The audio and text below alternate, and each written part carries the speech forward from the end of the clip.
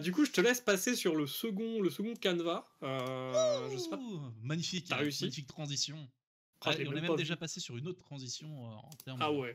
d'industrie. Bon, je te laisse gérer ton truc. Moi, je gagne du temps par rapport à tes sujets. À la base, j'étais censé prendre aussi Ça un va, sujet très qui bien, prenait très bien. 30 plombes. On s'est dit, on vous le garde pour la semaine prochaine. Bon, finalement, on en parle plus tard. Finalement, c'est pas plus mal. C'est pas dégueu. C'est pas Bon, dégueu. du coup, histoire de commencer voilà ce bout de segment. Maintenant, on va parler des précommandes qui vont arriver du côté de Games Workshop et des autres produits dérivés Warhammer. Vous le savez, Warhammer à la base, ce n'est pas Total War, voilà, ça vient d'autre chose, ça vient des figurines, ça vient de jeux de rôle, ça vient de plein de trucs, et oui, sérieux petit chenapan. Donc ce que j'ai envie de vous faire, voilà, c'est un petit aperçu, et on va faire ça un peu à chaque fois, mais surtout un aperçu pour pouvoir vous présenter des trucs qui peuvent, peut-être dans le futur, rentrer, et qui peuvent avoir du lien, voilà, avec Total Warhammer, ou pas du tout, juste parce que ça me fait plaisir. Donc du coup, je vais vous parler de 3 trucs différents qui sont sortis, ou qui vont sortir en précommande sur les sites, soit de Games Workshop, soit de Chaos Project. Le premier, c'est sur Chaos Project, c'est le jeu de rôle Warhammer 40 000 qui va enfin sortir en version française. Ça, c'était attendu par pas mal de monde. On a eu avant une sortie en version française de tout ce qui était le jeu de rôle de Warhammer Fantasy Battle, donc ce qu'on connaît plus avec Total War, mais là, ça va être la version 40 000 qui va sortir, donc pour ceux qui attendent ça, eh ben, ça va arriver. En espérant qu'il n'y ait pas toutes les coquilles de la première version de Warhammer Fantasy Battle quand ils l'ont sorti il n'y a pas si longtemps, le résultat était pas top, mais ils se sont améliorés après, mais ce qui fait qu'il y a pas mal d'appréhension. Mais en tout cas, voilà, ils ont assez communiqué là-dessus, ils vont faire gaffe, mais en tout cas, vous avez le livre de base qui va vous expliquer les règles du jeu de rôle sur Warhammer 40 000 si vous voulez le jouer, et à côté, l'écran du maître de jeu, donc tout un écran avec plein de règles pour que voilà, les parties se déroulent sans accroc. Mais du coup, ça va être bientôt, normalement, c'est en validation chez Games Workshop, si je dis pas de conneries, et ça va arriver en précommande d'ici la fin de l'année, donc voilà, si vous aimez le jeu de rôle... 23 septembre ici, je vois, à partir du vendredi 23 septembre. Donc c'était peut-être. Du coup, peut-être que c'est déjà fait. Peut-être que après ça date un peu parce que la news ça faisait 2 semaines du coup que je l'avais gardé sous le coude. Mais du coup, c'est peut-être déjà disponible. Par contre, c'est en précommande. Hein, ça va arriver d'ici la fin de l'année, mais c'est pas sûr. Clairement, il y a plein de trucs sur le JDR Warhammer Fantasy qui sont actuellement aussi en précommande, notamment un bouquin sur la ville d'Aldorf que j'attends beaucoup. La suite de la grosse campagne JDR de l'ennemi intérieur. Enfin voilà, il y a 2-3 trucs. Mais en tout cas, voilà, pour ceux qui aiment bien les jeux de rôle, qui aiment bien l'univers de Warhammer 40 000, eh bien voilà, n'hésitez pas, il y a la version française qui sort et qui est chez nos amis de Chaos Project du coup, qui s'occupent des traductions françaises et qui sont licenciés donc coup par Games Workshop. C'est vraiment des produits officiels, tout ce qui est de plus original. Et du coup voilà, n'hésitez surtout pas, c'est du bon, je ne peux que recommander. On est sur quoi comme type de JDR? Plus du Rogue Trader ou du Dark Heresy? On est sur du Rogue Trader plutôt. Selon moi. Hein. Après, je me suis pas trop penché sur cette question en particulier. Je suis pas allé dans les détails, mais de ce que j'en ai vu, du peu que j'en ai vu, ça ressemble plutôt à du Rogue Trader. C'est vraiment voilà. Après, j'ai envie de dire, ça te donne des règles générales, mais ça te donne aussi voilà une définition de l'univers et tu fais un peu ce que tu veux derrière. Ça reste du jeu de rôle. Ça peut être assez libre, mais en tout cas voilà, c'est vraiment la chose que Games Workshop sur laquelle Games Workshop insiste depuis la toute première sortie de sa toute première V1 du JDR Warhammer Fantasy Battle, c'est qu'on vous donne des règles, mais vous faites ce que vous voulez. Voilà, vous vous démerdez. Les meilleures règles, c'est celles que vous inventez.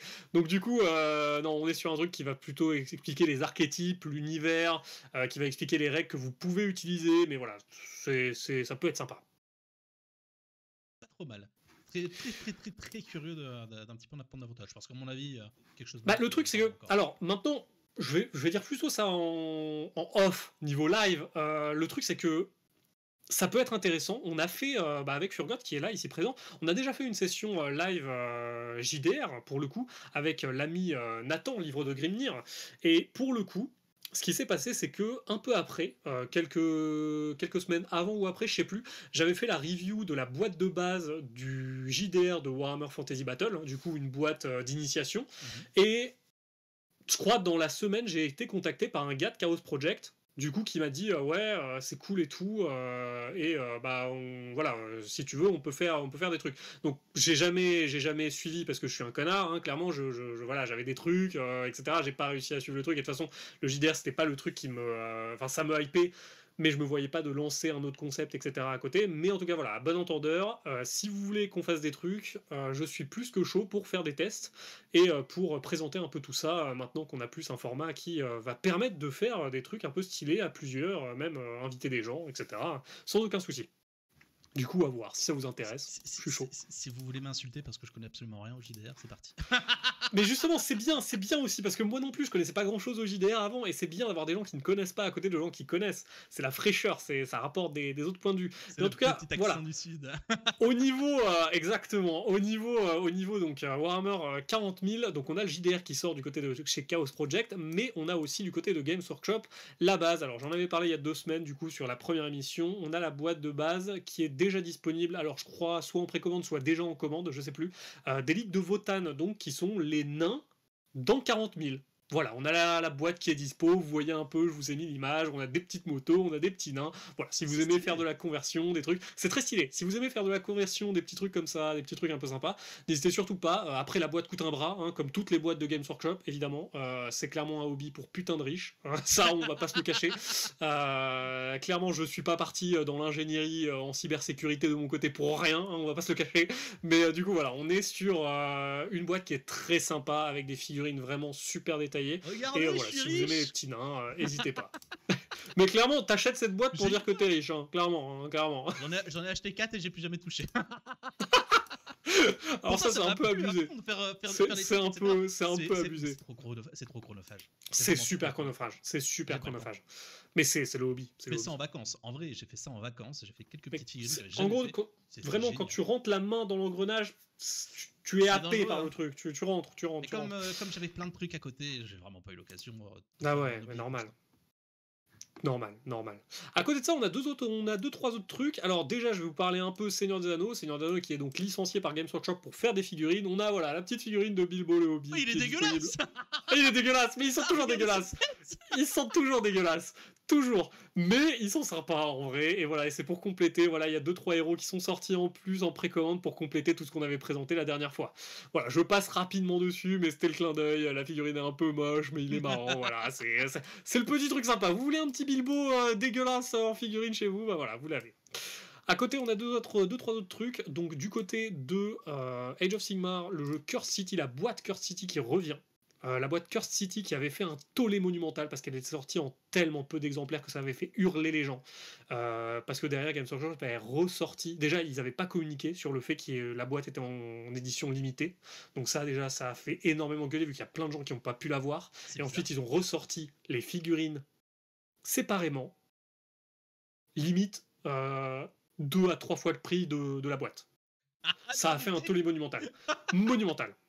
Mais du coup, voilà, la boîte ressort réellement maintenant, voilà, en version, j'espère, non limitée. Mais du coup, voilà, pour tous ceux qui l'ont loupé, ça revient.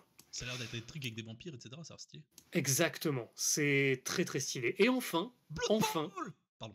Une news Blood Bowl, tout à fait, une news Blood Bowl où on a l'équipe des Amazones qui fait son entrée, enfin qui fait pas que son entrée, mais qui est remasterisée, qui est refaite. Cette équipe des Amazones, alors ce qu'il faut savoir, n'allez pas spéculer des trucs dans tous les sens, mais ce qu'il faut savoir, c'est que le Blood Bowl a toujours été à la marge de l'univers Warhammer Fantasy et ils ont toujours pris beaucoup de liberté avec le lore. Clairement, c'est dans Blood Bowl que vous allez trouver des pom-pom girls orques, alors que les orques n'ont pas de sexe. Clairement, c'est pas des mâles, c'est pas des femelles, c'est des putains de sports, des champignons. Pom-pom girl. Je ne crois pas, mais à vérifier. Mais en tout cas, Blood Bowl, ils prennent toujours beaucoup de liberté. Et du coup, c'est vraiment un jeu où ils se sont fait plaisir, où ils ont continué d'utiliser des factions qui étaient un peu mises à l'écart, dont les Amazones. Et du coup, les Amazones voient aussi apparaître une espèce de naga, une espèce de sorte de naga, qui est le héros que vous voyez à droite, qui est jouable avec les équipes d'hommes lézards, mais aussi d'Amazones. Du coup, on est vraiment sur une créature qui vient de Lustrie et non pas du Curège, des choses comme ça. Donc du coup, on peut avoir un peu de spéculation qui se lance en mode ouais, alors pourquoi pas des choses un peu dans ce style aussi en Lustrie. Mais là, on est sur de la spéculation sans aucune base ni rien. Les Amazones sont dans le Curège de base. Non, les Amazones, elles sont en Lustrie. Elles sont au temple de Kara, dans le nord de la Lustrie. D'accord. C'est eux qui se sont fait plaisir. Le Blood Bowl, ils se sont fait plaisir. Ils se sont fait, on fait quoi? On va mettre un Naga, alors que le Naga, il a rien à foutre en lustri, mais voilà, pour le kiff. Quand je te dis que le Blood Bowl, ils prennent pas mal de liberté avec le lore, ils le font, hein, sans souci. Mais du coup, c'est sympa. Voilà, ça fait des petites figurines en plus. C'est marrant le Blood Ouais, Bowl. c'est surtout pour des conversions aussi, c'est très sympa le Blood Bowl, clairement. Si vous aimez faire de la conversion, n'hésitez pas. Mais en tout cas, voilà, pour les news un peu du côté de Games Workshop pour les précommandes. Et là, tu vois, c'est le moment où on coupe sur YouTube. Donc du coup, on coupe. Faites comme si on n'était pas là. Faites comme si on n'était pas là. On disait pas ça. Alors à ce moment-là, on coupe, on les insulte. À ce moment-là, on coupe sur YouTube. Voilà, on insulte le chat, évidemment. T'as déjà vu le Furgos? Ah ouais, franchement, j'ai un petit emblème vérifié. Hein, je me la pète dans le chat. Hein. Bref, faut un petit peu le style. La pète. Allez, Pierre, on aime beaucoup Furgot ici. Ce n'est pas YouTube. Coucou. Ce n'est pas un secret que nous apprécions énormément Furgot ici. Du coup,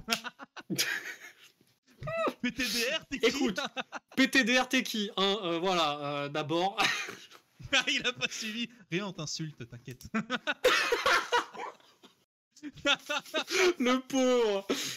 Il va mettre un commentaire négatif. C'est pas grave, on va te masquer, ça va faire booster notre petite interface. Ça va nous faire booster nos stats. Regarde, il n'y a pas Parker, puisqu'il est là pour dire bonjour.